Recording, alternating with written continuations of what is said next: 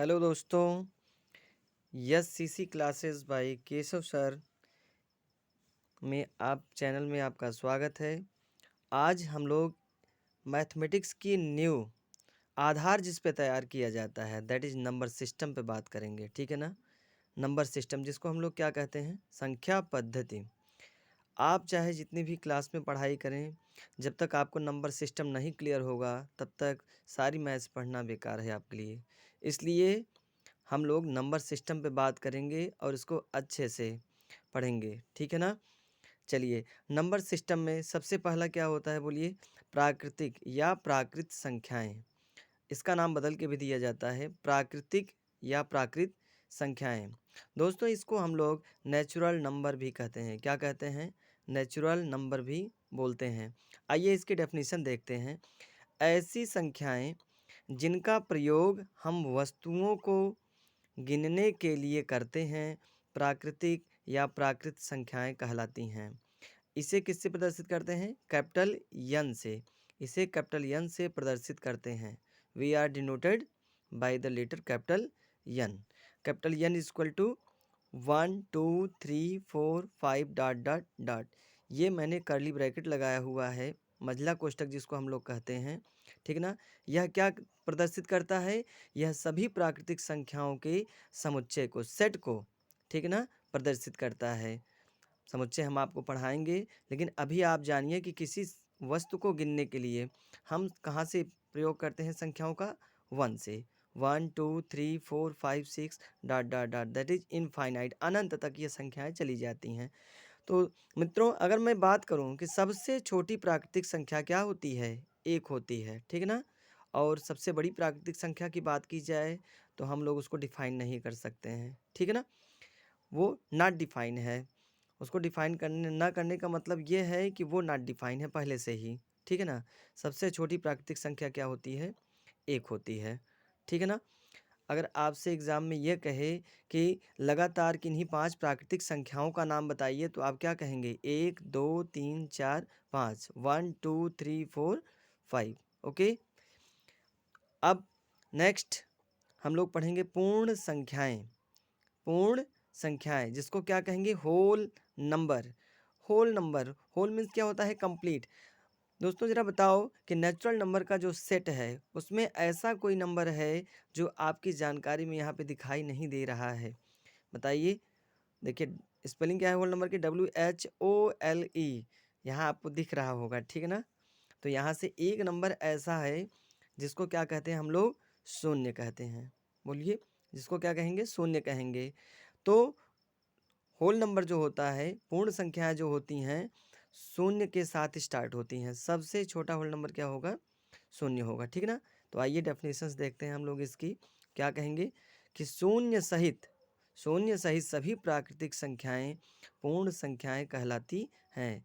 और इसे किससे प्रदर्शित करते हैं? डब्ल्यू से। इसे कैपिटल डब्ल्यू से प्रदर्शित करते हैं, डिनोट करते हैं। W equal to curly bracket 0 1 2 3 4 5 dot dot dot, ठीक है ना।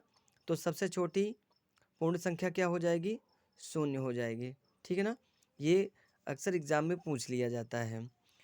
अब इसके बाद हम लोग महत्वपूर्ण टॉपिक पे आ रहे हैं जिसको हम लोग कहते हैं पूर्णांक। क्या है? पूर्णांक। पूर्णांक को इंग्लिश में क्या बोलेंगे? इंटीजर्स। क्या बोलेंगे? इंटीजर्स। अब देखिए, पूर्णांक को हम ऐसे समझते हैं। देखिए, ये क्या है? एक संख्या रेखा है। यह क्या है? एक संख्या रेखा है। देखिए, यह एक संख्या रेखा है। संख्या रेखा के बारे में आप जानते हैं, ऐसी रेखा जिस पर हम संख्याओं को प्रदर्शित करते हैं संख्या रेखा कहलाती है, ठीक है ना। अब संख्याओं के प्रकार ही हम आपको पढ़ा रहे हैं। तो बेटा यहाँ पे देखिए, ये शून्य है। दाहिनी तरफ राइट साइड में चलेंगे तो क्या?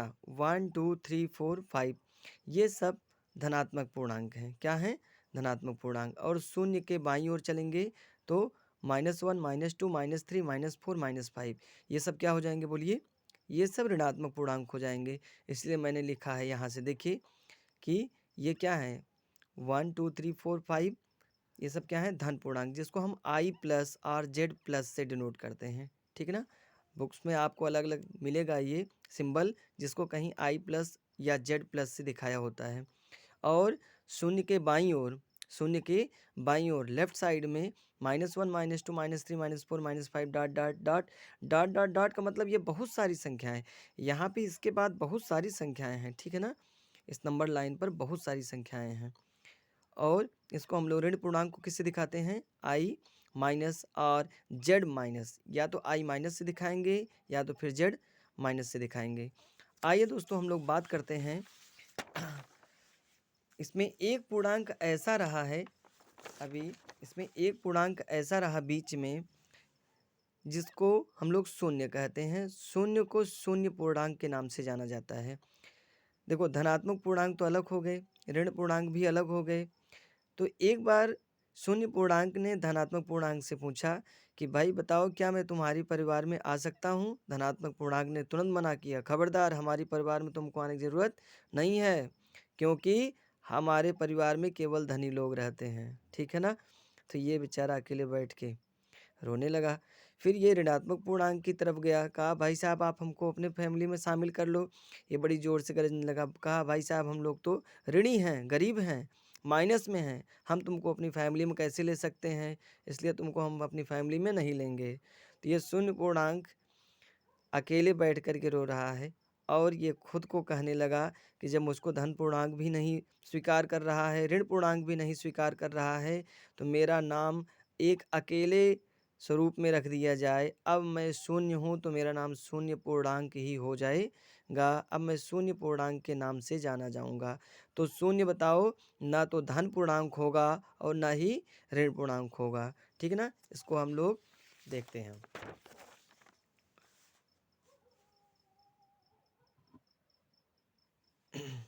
देखिए दोस्तों, शून्य पूर्णांक की बात की जा रही है यहाँ पे। शून्य पूर्णांक, ठीक है, शून्य पूर्णांक, शून्य ना ही धनात्मक पूर्णांक है और ना ही ऋणात्मक पूर्णांक है। हमने आपको बताया अभी, शून्य ना ही धनात्मक पूर्णांक है और ना ही ऋणात्मक पूर्णांक है। शून्य पूर्णांक को मात्र शून्य पूर्णांक ही कहा जाता है। जो शून्य है उसको हम लोग केवल शून्य पूर्णांक ही कहते हैं, जीरो इंटीजर बोलते हैं। क्या बोलते हैं, जीरो इंटीजर। आइए दोस्तों हम लोग बात करते हैं ऑपरेशंस ऑन इंटीजर्स, पूर्णांकों पर संक्रियाएं कैसे ऑपरेट किया जाता है। आज हम लोग एडिशन पढ़ेंगे, पूर्णांकों का योग पढ़ेंगे, जिसमें कुछ नियमों के आधार पर हम लोग यह बताएंगे, समझेंगे हम लोग इस बात को कि कैसे पूर्णांकों का योग किया जाता है। बिल्कुल बेसिक से आपको समझाया जा रहा है, अच्छे से आप इसको समझिए, ठीक है ना। तो दो या फर्स्ट पॉइंट हम लोग देखेंगे, दो या दो से अधिक धन पूर्णांकों का योगफल एक धन पूर्णांक होता है। दो या दो से अधिक धन पूर्णांकों का योगफल हमेशा क्या होता है, एक धन पूर्णांक होता है। मित्रों, अगर दो या दो से अधिक धन पूर्णांकों को हम कभी भी ऐड करेंगे, जोड़ेंगे, तो आप याद रखिएगा कि हमेशा हमको क्या मिलने वाला है, एक धन पूर्णांक ही मिलने वाला है। जैसे यहाँ पे एग्जाम्पल देखिए, उदाहरण देखें हम लोग, +3 + +8 इक्वल टू कितना, 11। 3 में 8 को जोड़ने पर कितना आएगा, 11। यहाँ पे मैंने प्लस लिखा हुआ है। जब कोई पूर्णांक धनात्मक होता है तो उसके आगे प्लस लगाने की ज़रूरत नहीं होती है, या करके मैंने यहाँ पे लिख दिया है 3 + 8 इक्वल टू 11, ठीक है ना। और तीन पूर्णांक अगर ले लें हम लोग, दो से अधिक की बात हुई थी, तो 5 + 3 + 6 ना, बोलिए, तो 5 + 3 कितना, 8, 8 + 6 कितना होगा, 14। तो ये भी धनात्मक पूर्णांक, हमारा जो रिजल्ट निकल रहा है वो क्या है, बोलिए, एक धनात्मक पूर्णांक आ रहा है। नेक्स्ट सेकंड देखेंगे, दो या दो से अधिक ऋण पूर्णांकों का योग फल जो है एक ऋण पूर्णांक होता है। ठीक उसी जैसे धन पूर्णांकों का योगफल क्या हो रहा था, धन पूर्णांक, उसी तरीके से दो या दो से अधिक ऋण पूर्णांकों का योगफल भी क्या हो जाएगा, ऋण पूर्णांक आएगा। ठीक है, आइए उदाहरण की सहायता से समझते हैं। -4 + -6 इज इक्वल टू, ये -4 और -6, मैंने कहा 6 + 4 कितना होगा, 10, लेकिन दोनों में माइनस लगा है, दैट इज़ दोनों नेगेटिव इंटीजर्स हैं, दोनों ऋण पूर्णांक हैं, इसलिए इन दोनों का रिजल्ट भी, इन दोनों का सम भी माइनस ही आने वाला है। ये 6 4 10 -10 हो जाएगा। ओके, दूसरा एग्जाम्पल देखें, -2 + -8 + -4 कितना होगा बताइए। पहले सबको ऐड कर लीजिए, 8 2 10 10 4 14 ना, तो कितना हो जाएगा 8 + 2 10, 10 + 4 14, दैट इज -14। रिजल्ट कितना आएगा -14। ओके। अब थर्ड क्या होगा, एक धन पूर्णांक और एक ऋण पूर्णांकों का योगफल। एक धन पूर्णांक और एक ऋण पूर्णांक का योगफल कैसे हम लोग डिफाइन करेंगे, ठीक है।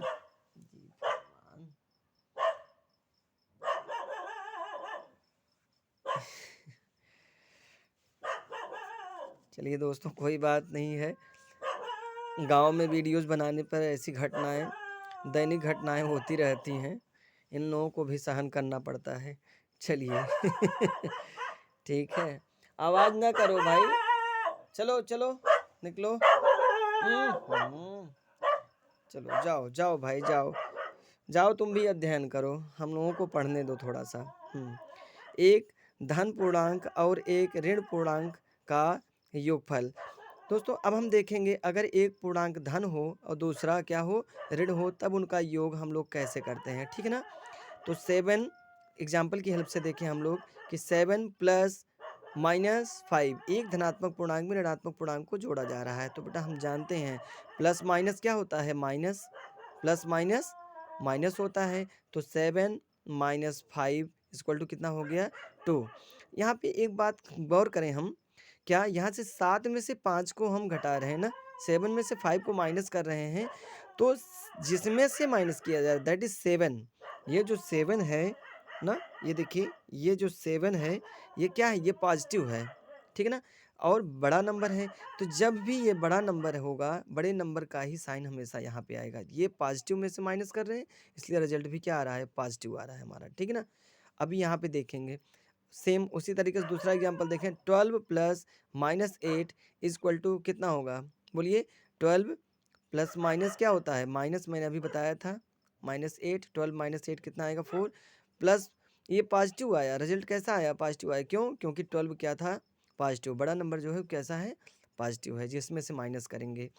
और 5 + -10, तो प्लस माइनस क्या होता है, माइनस, तो 5 - 10। अब आप बताइए 5 में से 10 को घटाना संभव है क्या, नहीं ना। तो बताइए, तो फिर 10 में से क्या किया जाएगा, 5 को घटाया जाएगा, माइनस करेंगे हम लोग। तो 10 में से 5 को माइनस करेंगे, लेकिन साइन भी, चिन्ह भी इसी का आने वाला है। 10 क्या है, अभी निगेटिव दिख रहा है, तो 10 में से 5 जाएगा 5, लेकिन साइन किसका आएगा, 10 का आएगा। किसका साइन आएगा बताइए, ये साइन आएगा 10 का, ठीक है ना, बोलिए। और -11 + 15, -11 + 15, तो -11 + 15, अब बताइए यहाँ पे कि 15 और 11 जिसके आगे माइनस लगा है, माइनस तो उसी को करना है, नॉर्मल सी बात है। तो 15 में से 11 को माइनस किया जाएगा, तो बताइए बड़ा कौन है इसमें, 15 है ना, तो बोलो इसमें बड़ा ये है, तो इसका रिजल्ट भी क्या आएगा, ये पॉजिटिव, तो रिजल्ट भी पॉजिटिव। 15 - 11 क्या होगा, बोलिए, 4 हो जाएगा। ओके दोस्तों, एक न्यू क्वेश्चन यहाँ से ले, अगर हम लोग -20 + 10, -20 + 10, तो मैंने आपको कहा -20 तो पहले से ही निगेटिव है, -20 + 10, तो यहाँ पे 10 में से 20 माइनस हो रहा है। क्यों, क्योंकि 20 के आगे क्या लगा है, माइनस लगा हुआ है, इसलिए अब बताइए 10 में से 20 माइनस होगा क्या, बिल्कुल नहीं। तो क्या करेंगे, 10 में से 20 को हमने माइनस लिख दिया, ठीक है ना, 20 जो आगे लिखा था माइनस, उसको मैंने ऐसे एडजस्ट करके लिख दिया, 10 - 20। अभी भी 10 पॉजिटिव है, पहले भी था, अब 20 पहले भी निगेटिव था, अभी भी निगेटिव है। अब बताइए 10 में से 20 जाएगा, बिल्कुल नहीं। तो क्या करेंगे, 20 में से 10 को माइनस करेंगे, लेकिन रिजल्ट जो आएगा उसका साइन भी क्या होगा, जिसमें से माइनस करेंगे। 20 में से 10 को माइनस कर रहे हैं ना, तो माइनस है, तो माइनस में ही आएगा, -10 आपका रिजल्ट हो जाएगा। ओके फ्रेंड्स, अब कुछ क्वेश्चन मैं आपके लिए दे रहा हूँ, आप कमेंट बॉक्स में इसका आंसर ज़रूर दीजिएगा, ठीक है ना। 7 + 8 + 3 = what, -5 + -2 = what, -6 + -1 + -9 = what, 15 + -6 = what, -14 + 18 = what, -50 + 20 = what। आज के टॉपिक पे जितना भी मैंने आपको पढ़ाया है, और जितना भी हम लोगों ने मिल कर के अध्ययन किया है उन सभी पर बेस्ड ये क्वेश्चन मैंने दिए हुए हैं। एक बार कोशिश ज़रूर करिएगा। और इस वीडियो को देखने के लिए बहुत बहुत धन्यवाद। और आगे भी इसी तरीके की वीडियोज़ पाने के लिए आप चैनल को सब्सक्राइब करें और लाइक करें। Thank you.